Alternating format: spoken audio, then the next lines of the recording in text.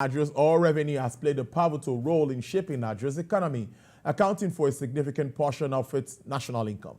However, the country has been plagued by a persistent challenge of oil theft and vandalism, leading to loss of revenue worth billions of naira. Not only does this lead to loss of revenues for the country as a result of its illegal and criminal activities, it also affects the environment. Let's expatiate on this. Mr. Joseph Nwakwe is a partner at Zera Advisory and Consulting. Thank you so much. It's good to have you on the program.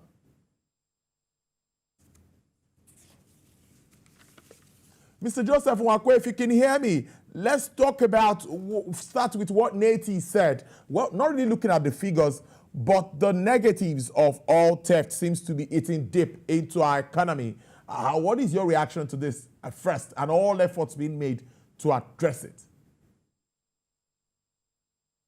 Yeah, I mean, oil theft hurts the economy and the business in very many ways. Like you did say, it has economic, environmental, and security implications. So I will start by looking at the economic. The people who developed the assets had based the development plan on a certain price and a certain volume that they will produce.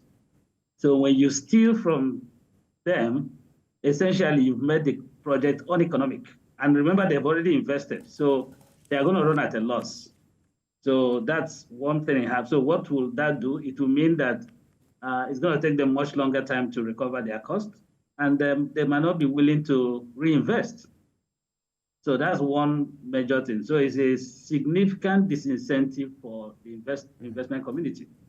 For the government, it is lost revenues as well, because no royalties and by implication, no taxes will be paid on those volumes.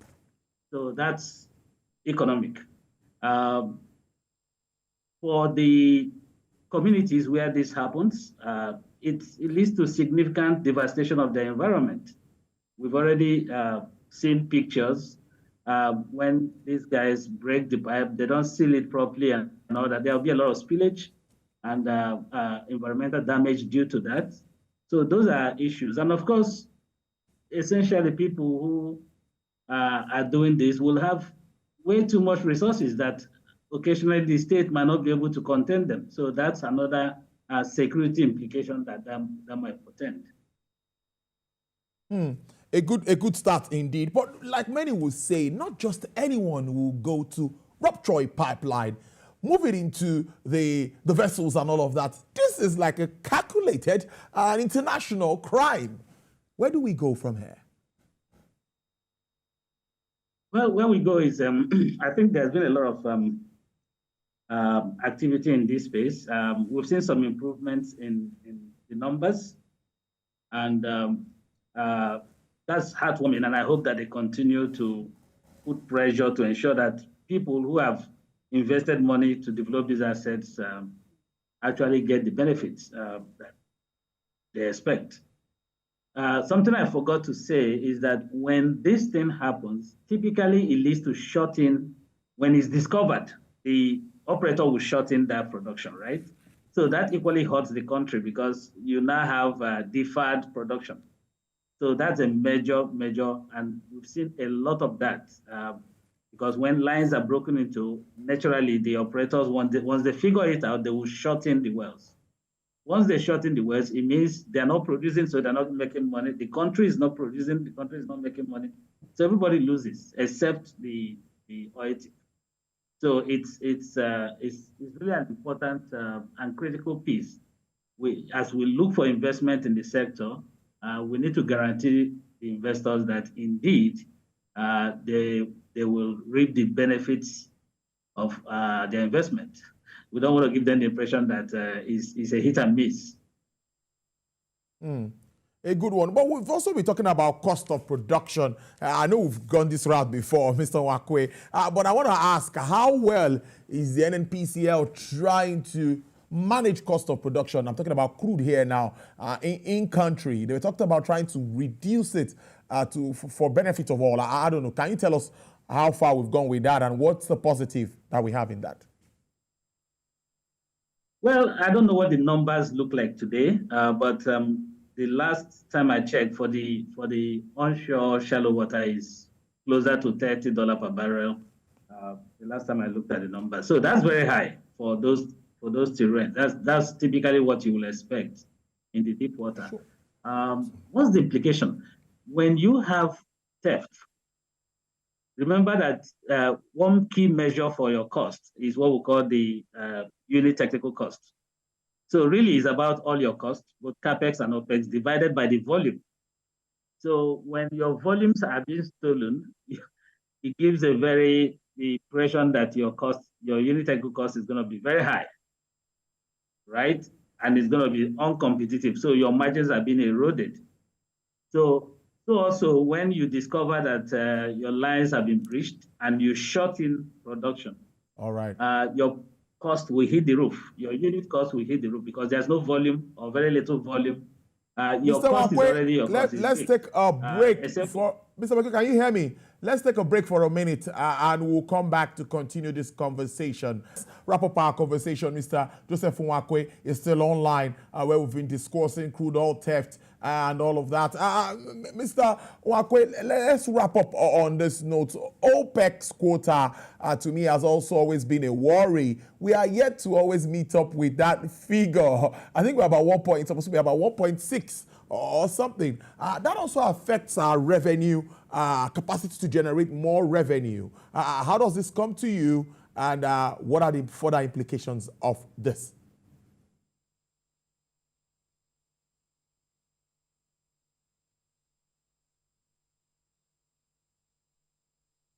We cannot hear you. Oh, sorry. Go ahead. We can hear you now. Yeah, I said we haven't met our quota in the last few years, and it is what it is, if you will. We've seen underinvestment in the sector in the last 50 years. So it is this lack of investment. I told people, I said, when we estimate what they call theft, they basically say, oh, we're doing 1.8, so we should be doing 1.8. That's not the way it works. The way it works is that every year there's an annual decline. Okay, if you're not adding volumes, so assuming your developed capacity was 2 million in 2015, if you take an annual decline of 10%, you are almost down to 1 million. That is assume you do nothing. All you do is manage the wells, they just keep flowing. You're not adding new projects, there's no build up. That is what you will expect. And I know that for most of our reservoirs here, they are solution gas drive reservoirs. So the decline is much higher than 10%. So you should expect a reduction by that quantum every year. So because you're not investing to arrest that decline or even build additional capacity, you can't meet your quota. That's just simple. It just I mean, yes, crude theft and sabotage and vandalism are real. They are not. I'm not saying they don't exist. I'm saying that they are not the biggest problem we have. They should be dealt with. They should be addressed because it's important that they are. But I don't think that if there was no theft at all, if there was no vandalism, that will be producing anywhere near 1.5. Will probably be much less than that. Assuming you didn't do any incremental work. So that's the point I've strenuously tried to make, that the capacity is not a fixed capacity. It's not like, oh, I've developed 2 million barrels, then it remains 2 million barrels year after year. No, you're going to take a natural decline. So you must invest money to arrest that decline and then build additional capacity if you so desire. So I'm not surprised that we are unable to meet our quota because we just have not been. How many companies are running rigs? How many rigs do we have operating? So the numbers have just started going up now. We were down to 11 rigs last year. So now I understand we are anywhere between 17 to 20 rigs. So that's hopefully they will maintain that pace. In 1999, 2000, we had 40 rigs running at the same time. That was when we were investing. We don't anymore. I mean, we need to get back to those days. That's the point I make. I If get you want you. to see 2 million barrels output, 2.5 million barrels, that is what you need to do. Now, in 2 minutes, wrapping up this, what do you think about pricing of crude as we move to the end of the year? Pricing of crude,